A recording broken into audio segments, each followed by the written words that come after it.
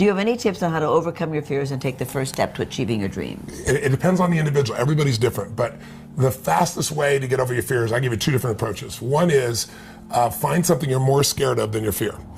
Because some people are afraid of public speaking or afraid of doing anything, but they're more afraid of disappointing their children. You know, they're more afraid of missing out on the opportunity. They're more afraid of not living the life they want.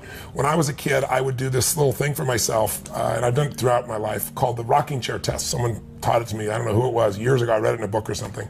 And it was the idea that if you're trying to find out whether you're going to do something or not, and you're scared to death, imagine you're 80 years old and you didn't do it. You're rocking chair. And how do you feel? And if it doesn't bother you, then don't do it. Right. But if you think like skydiving, or, you know, I'm a helicopter pilot, you know, I don't have time, I don't have energy, but if I thought at 80 years old, I could have been flying and taking people down on the water and doing all this crazy, and I missed out on that. That's a good thing. You know, so you can either find, you know, what it'd be like to miss out on your dream, or what's something you're more afraid of than your fear, or we'll all break through our fears when we want something bad enough. Right? You know, it's like, I don't care what it is. I saw a man the other day, I've known him for years, and he lost 80 pounds and he's in his 70s.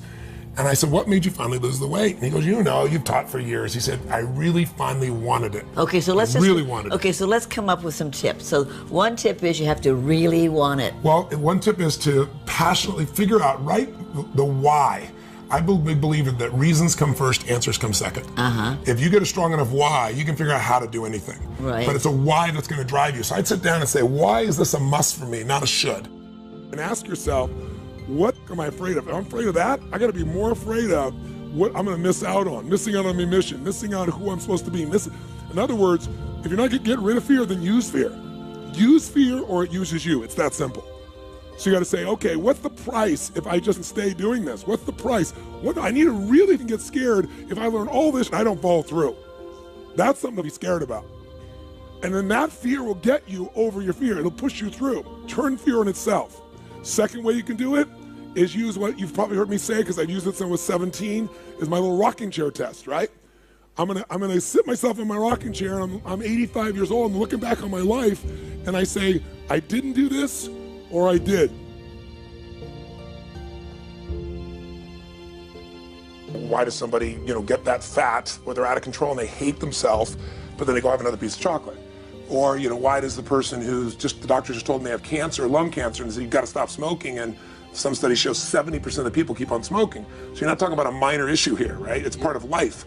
But there is an answer, because there are people that do follow through, and there are people that never did before, and then they've never followed through in their life, and now finally they break through. And that's what I try to focus on, is what those people do. What do these people need to get started? Why aren't they starting? We all know the answer is fear. But the difference with you guys or me or anybody who's followed through is we're more afraid of what life would be like if we don't follow through than the person who's willing to settle for what they got and kind of hope it'll change and maybe purchase something for the moment and then not follow through on it. It's almost like people, overachievers, have a little more fear. They're a little more afraid of missing out. They're afraid of not being there, or they got a strong enough reason to follow through. So I'd say, if you're looking at home, you want to give somebody some value, go, where do I start? I'm sick of this. That's a damn good place. So, because guess what? What makes people excited is progress. You don't have to be at the goal yet to feel alive again. You have to make progress. And the first step to progress is making a decision and buying the product. But then they don't do the second step, which is open the damn thing up. In some cases, it's also a recognition of who I am and what I'm capable of. So for somebody whose life is already great, this is about, what if I could take on another skill that could create more freedom for my life?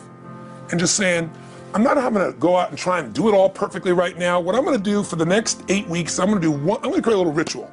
I'm going to do one thing a day to condition my mind, right, so that I get strong, so I follow through. I'm going to read something. I'm going to listen to something. I'm going to immerse myself. I'm going to go for an intense jog, or I'm going to go lift weights, but I'm going to do it consciously to get in a state where I'm going to follow through. That's number one, because people follow through when they're in state. Second, I'm going to get clear about why this is a must for me. It's not because my back's against the wall, but because I want to master an area of life that could create some freedom. I'm not going to master it overnight, but I got the system, I got the plan. I'm gonna do one thing a day. I'm gonna work on one subject a week. This week's gonna be about figuring out what the right product or industry is. Next week's gonna be basics of building traffic. And each week I'm gonna make a little progress, and I'm gonna get to a goal, whatever that is. They told me when I was on stage, I had this audience of about 15,000 people at the Continental Center. It was during a stretch break. I was doing what I loved, rocking the house. Everybody's going crazy. And they go, the stock's worth $400 million right now. I was like, wow, that's cool. It's like, okay, no one sounds stupid. It's like, what's next? And I went right back to what I loved. Once you break through, then it just becomes a game. The people that are getting your products have not yet broken through in most cases. The breakthrough happens by conditioning your mind every day, by feeding it a role model or a story. It's putting yourself in a peak state where you follow through by getting physically strong. It's creating a little ritual of doing a little bit each day, and then you get momentum. But the most important thing of all is what we started out with. Why? Absolutely. Why is it a must for you? It doesn't have to be you're against the wall, but it has to be something you're hungry for, because the only difference in people is hunger. And if you're not hungry, get around people that are hungry and something will hit you. You watch a conversation, you get around people that are doing better, and all of a sudden you start going, my life sucks. I remember I went to a guy in LA. He's one of the most multi-billionaire guy, I'll never forget. And I lived in the Del Mar Castle, and I was really proud. That was like the symbol of me having taken myself from being poor to providing for my family this great place. It's built from castles in Europe overlooking the ocean, not far from you. And I went to this guy's house. He's a billionaire. He took me down to his wine cellar. I don't even drink wine.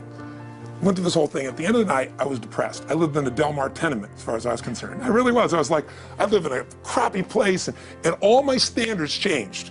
All of a sudden, I wasn't willing to settle for living that. All of a sudden, my back was to the wall in a different way, because as a man, I knew I was capable of more. So people can change their standard by getting around where it's better. People can change their standard by getting associated with what's true, like the bills they gotta solve, the problems they gotta do it, or they can do it because they're excited because it's something new they want to take on. Everyone's different, but they gotta find the why, and they gotta come up with some daily rituals to get them going, and just do a step at a time. That's where you get momentum. Awesome. That is awesome. So, think about what's the holy grail between somebody taking action or not. It's one word: certainty. When somebody is absolutely certain, the common word is believe, right? But you can believe at a general level, or you can believe with certain. When you're absolutely certain that if I do this, it's going to get that result, and that result's going to change my life, you'll do it. When you think it absolutely is not going to work, you're never going to do it. The middle no man's land of maybe it'll work, maybe it won't, that's the piece that kills people, right? So if it's a must for you, you got to make it work, right? In our case, right? That's an example. If it's not a must for you and you're not sure, you don't know what to do. So years ago, I'd look around and say, okay, how do people get themselves to follow through that haven't been following through? What's the difference? And I started interviewing hundreds of people, literally, and eventually thousands, because I had thousands of my events. So I'd ask the group to give me their feedback. And I came up with this model. It's like the holy grail of belief, or the holy grail of momentum. It's like the difference between what makes the rich get richer and the poor get poorer, right? And the difference we all know is mindset, but like, how's that built? So this is what I did. I created stupid four little boxes, and I'll scribble it here for you. You think about the first thing that determines whether you can do something or not, and I put that in this first box at the top here on the left side, and it's potential. Like, what's the potential of a human being? Like, when you guys started, you proved something no one had done in history. You ran the 4-minute mile, right? For God only knows how many centuries, they're trying to run a 4-minute mile. Roger Bannister does it. How did he do it? Do you remember? You did it in this industry, right? You made $1 million in a day. No one had ever done that in history, right? After you did it, a bunch of other guys are doing it because it became possible. Roger Bannister didn't just go physically practice. He made a shift in his head. He practiced in his head because he could never achieve it physically, so he had to change in his head first so that the result became certain enough he believed it, and then his body got him through. After Roger Bannister ran that 4-minute mile, within 2 years, 37 people ran a 4-minute mile. Wow. When no one in history had ever done it. Now here's how it works. The potential for anybody getting your product is extraordinary. They can do what you've done as much, more or less. They can do whatever they want to do. The potential's there. The market's proven that. Whether or not they tap into potential has a lot to do with what action they take, which is the question you came to me with, right? Like, God, they all have potential, but they're not taking action. And we all know that the action they take is going to determine the results they get. That's pretty obvious. So most people have a belief about what their real potential is no matter what you tell them. And that affects how much action they take. And of course that affects the result. And then ironically, that result reinforces their belief. And then that belief affects it. So I'll give you an example. Let's say a person has unlimited potential, we all agree. But they take little action, little results. Why? Because they have to start with a problem with their belief. They don't believe it's really going to happen for me. Maybe for Frank Kearns because he's got the cool hair and stuff, or maybe it's for you because you're so driven, but it's not me. Maybe Tony Robbins because he's a freak, got these big teeth. Whatever their thought process is, right? They got this thing, right? But what happens is, if you believe that there's very little potential, how much action are you going to take? Nothing, little. And when you take little potential with a little action, what kind of results do you get? Lousy little results. And when you get little results, what does that do to your belief? You go, see, I told you this was a waste of time, told you this wouldn't work. And then what happens? You tap even less potential. You take even less action. You get even worse results, and your belief gets even weaker. And this sucker feeds on itself until you are in a downward spiral. It's poisonous. It's poisonous and it's self-fulfilling. Now, what if something could happen that could come along and fill you with a sense of absolute certainty? Not like I believe, but mean where you know. In you guys' case, mine as well, we knew because we had to. Because we burned the boats. There was no other option. We had to find a way. We weren't going to live that way. We all did it in different ways and for different reasons, but in essence, that was it. If you get yourself in a state of certainty that this is going to work, I'm going to find the way, and if this doesn't work, I will make the way, then you tap a lot more potential. And when you're certain in your potential, you take massive action. When you take massive action, you really believe in something, you get great results. When you get great results, your brain goes, see, I told you I was a stud. I told you this thing would work out. Now you're even stronger. You tap more potential, take greater action, greater results. That's how you went from $300 in a week to $2,500 in 5 days to $100,000 in a month to $1 million in a day. Same thing with you. And we get momentum. That's why the rich get richer and the poor get poorer. Now some people go out and they go, well, I'm going to take a bunch of action. All right, I'm going to open this product. I'm going to try it. And they'll say to you, I even did it. But it's like a salesman who goes and knocks on the door, and he knocks on 100 doors and says, you don't want one of these, do you? yeah, exactly right. You know? And even if he doesn't say it verbally, his face says it because he doesn't believe it's going to work. So his voice, his body, the execution is so weak. Maybe if he talks to 100 people, somebody's going to buy out of pity. They don't want his kids to starve, right? But he's not going to get the result. So the core difference in people is how do you produce certainty when the world isn't giving it to you? You go out and you try, in your case, you're 100,000 in debt, nothing's working. How do you keep yourself going? The way you did it, the way I did it, the way you're doing it, we may not have done it consciously, is we didn't change our potential, that was there. And it wasn't even taking more action. Taking more action with a belief it's not gonna work, it's not gonna change anything. We got results in our head that made us feel certain as if it had already happened. Now here's the difference. The potential was there the first time, and you took action, and you got a result. But it was 50% less than what you did later on, and the only difference is I changed your belief. How did I change your belief? We didn't work harder on your potential, we didn't take more action. I got you to see the result in advance. I got to see it vividly 2 or 3 times, that's all. Of going further, and then your brain went, oh, I know what to do. Boom, it went there. Isn't that what you did by looking at your cars every single day and envisioning it? I mean, isn't that what you did when you created whatever the vision was? It was $300, $2,500, $1 million in a day? That's what's missing for these people. They're not getting that execution is everything, but it doesn't happen if you don't get the psychology set of a state of total certainty. What is that difference in people? This changes people's certainty. People are uncertain they're going to succeed. They want it, but they're afraid. The best way to deal with a fear is get a big enough reason that makes you have to succeed, or condition yourself where you see it and feel it so often that you're certain that you just do it. That's all it really takes. I'll tell you what, I worked with Andre Agassi in 1993, I think it was. He'd been #1, he dropped to 32nd in the world, and he was literally ready to quit with no exaggeration. His father was managing him, and he was so angry with his life, and he went through some, I think, wrist surgery at the time, and he's working on his swing, and he was dating Brooke Shields at that point. They weren't married, and not his current marriage, obviously. And so she said, you gotta come see Tony. She goes, I don't need motivation. He goes, he's not motivation, man, he's strategy. He'll show you how to make that shift in your head. So he comes, I work with a guy. In the beginning, he's saying, do your magic stuff. Like, oh yeah, great, thank you. And I said, tell me, if you ever hit a tennis ball perfectly, and I'm trying to get him in the zone to remember that time, like you visioned, where he was perfect at it. He goes, of course I have, and I get him vision over and over again. And finally, he's in the zone, he's feeling that again, right? He's seeing it, and he's feeling certain, and the swing is going perfect. And I said, how's that feel? He goes, it feels perfect. I said, but are you thinking about the swing? You're not thinking about the swing, you're not thinking about how to do it. You're just seeing the result you want so vividly that it's there. So all I did was train him how to go in that state over and over again. He won the next weekend. The second weekend he came in second. Within 6 months he was #1 in the world again, and he gave me unbelievable credit. But all it was conditioning the mind. You did it with tape, so did I.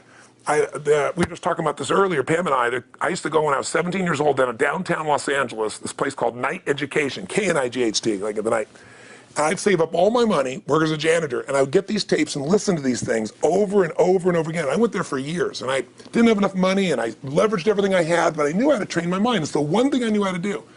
This man's name was Mario. I saw him in his 80s. He obviously knows how my life turned out, and was very proud of the role he played in that process. He used to tell people the story. This guy's the real thing. He didn't just start out this way. This is how Tony did it. He listened to these tapes. He conditioned himself, right? This is the real stuff. He passed away a few years ago. I'm calling his house, and he passed away, and his daughter was there, and she wanted to share with me that how I touched his life and so forth. But the best thing was, I thought, you know what? I want to get those tapes. I want to get that stuff that conditioned. I want to go back to that moment like you did of, that moment was visualizing, now I'm living it. And she said, he left all this in his will to you. So I have all these tapes now that are from the time when I originally went through and I'd go to sleep and I had these sleep tapes that conditioned my mind to believe that I could succeed even when I was sleeping, or to build energy in my body. And anybody who wants to succeed has got to know it doesn't just happen. You can buy a product, but you also, with that product, have got to condition yourself. You got to make it a must, and you got to get a ritual. And if you do it, whatever you used to dream about you thought was so huge, you'll just live it. You'll live it like you lived this yesterday, like we're all living the life that we envisioned. Because we had to, and because we played this game with our head. We got the belief to be real by seeing it enough times and feel it enough times till our brain believed it, and then it made it happen. Which raised the potential, which made us take more action, which got us better results, which raised our beliefs again. That's right. And then that's why the rich get richer and the poor get poorer. So instead of bitching about it, change it. And this is how you change it. It's like a self-fulfilling prophecy. Completely. It's pretty easy to change. Just that one simple exercise was amazing. I'm still like, holy crap, I wonder what else I can do now. But look what most people do. Most people do the opposite of that, right? They get the product or they think about doing it, and what do they envision? It not working. That's right. The excuses. So they envision it not working. As soon as they envision it not working, they feel uncertain. As soon as they feel uncertain, how much potential they tap? Little, if anything. And so they send back your product, and they listen to the damn thing, And guess what? What does that do, by the way? They make that as another lousy result in their life. I didn't even follow through on that, and they believe even less. This process is the Holy Grail. It's where the whole game changes, and anybody can do it, and they can do it in a few minutes, and if they do it a few minutes each day, then they get a different life. They do it a few minutes one time, their life changes for the day. We're defined by our rituals. Everybody's got rituals, certain things they do every day, and what we three have in common, and anybody that I know of who has a life that they're living that was once a vision, is we saw it again and again and again, even when it didn't work, even when you lost 100 grand, even when I'm working as a janitor, there was something we would not give up on.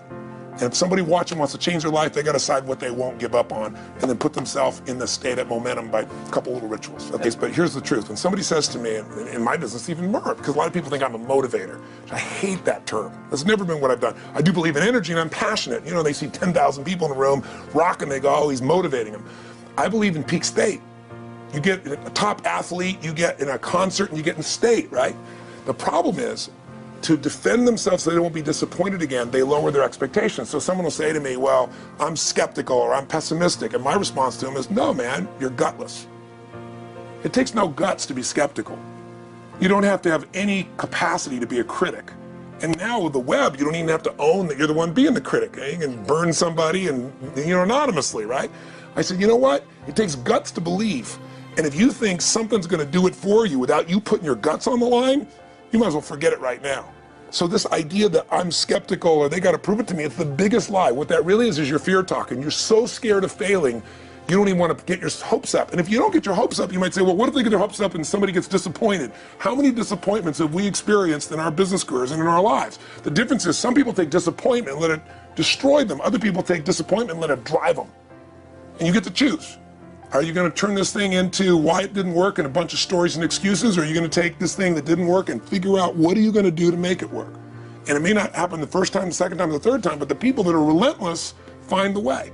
And it's the common denominator in all these guys that are kind of our friends or family, money masters, the new money masters is they all did it with will. Nobody here inherited this stuff. Everybody figured it out. And keep figuring it out. And it's going to keep changing. And you say, you know what, 1% of 99% of the money being made is being made by 1% of the people, because only 1% of the people will condition their mind and condition their body and follow through some daily rituals. The rest will tell a story about why it didn't work, how it wasn't their fault. And you got two things in life. You got results or you got a story, And too many people think that 1% is somehow entitled to it, and they're not. Which is, it's just all in the head. It's all in their belief. It's all in the head. Which can be changed with some conditioning. Basic conditioning. You just proved it. Yeah, to us. That's fun. That's why I made Get the Edge and Personal Power, because I understood that from the very beginning. Originally it was 30 days, and years later people would say, I've heard all the great results and everything else, man, but I don't have 30 days, and I'd be behind the glass, focus group, watching these people and want to shake them, like, you don't have 30 days to change your life, I thought, okay, I'll make it 7 days, just one, because after 7 days you get momentum. I mean, think about it. When do people's lives change? In a moment. It doesn't change in 10 years. Your life may suck for 10 years, but there's one moment when your whole life changes, the moment you decided. You said no more, and I'm doing it, and you kicked yourself in the ass, and you made yourself go do something, right? When you finally said enough, no more, I quit, or let's begin, or I love you, there's a moment when somebody's life changes, and that can be gotten in a couple of days. So people watching don't have to wait until they've mastered everything. They got to get started and do what's next, and just put themselves in a state where they start making some progress. There it is. I think that's the answer that can help solve that problem with a lot of people. They'll just pay attention to it and do it.